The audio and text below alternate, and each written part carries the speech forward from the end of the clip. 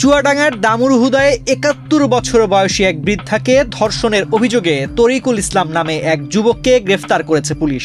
২৪ মে রোববার রাত ২টার দিকে উপজেলার ইব্রাহিমপুর গ্রামের স্কুল মোড় এলাকায় অভিযান চালিয়ে তাকে গ্রেফতার করা হয়। গ্রেফতার তরিকুল ইব্রাহিমপুর গ্রামের সিরাজুল ইসলামের ছেলে।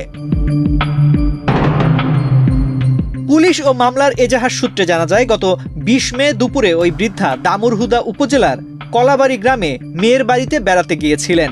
ফেরার পথে মেয়ের দেওয়া তরকারি ও মাছের ব্যাগ নিয়ে তিনি নিজ বাড়ির উদ্দেশ্যে রওনা দেন।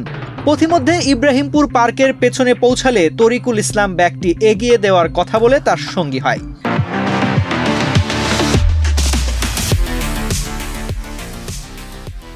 এরপর ইব্রাহিমপুর মেন্দের মাছ এলাকায় পৌঁছালে তরিকুল ওই বৃদ্ধাকে জোরপূর্বক ধর্ষণ করে বলে অভিযোগ ওঠে। দামুড়হুদা মডেল থানার ভারপ্রাপ্ত কর্মকর্তা শেখ মেজবাউদ্দিন জানান, এ ঘটনায় নির্যাতনের শিকার বৃদ্ধা বাদী হয়ে থানায় একটি মামলা দায়ের করেছেন। মামলার পরিপ্রেক্ষিতে রাতে অভিযান চালিয়ে অভিযুক্ত তরিকুল ইসলামকে গ্রেফতার করা হয়। ২০ মে সোমবার দুপুরে তাকে আদালতের মাধ্যমে জেল হাজতে পাঠানো হয়েছে। গতকাল 24/5/2026 তারিখ একটা তথ্য পাই যে ৭১ বছর বয়স্ক এক বৃদ্ধা মহিলাকে ধর্ষণ করছে।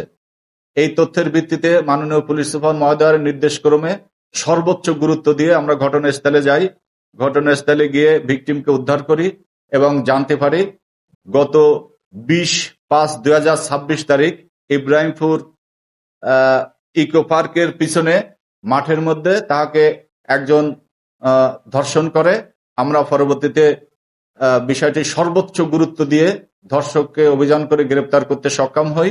এই মামলার বাদী বৃদ্ধা নিজেই, যে ধর্ষিতা হয়েছে উনি নিজেই বাদী এবং আসামি আমাদের হেফাজতে আছে।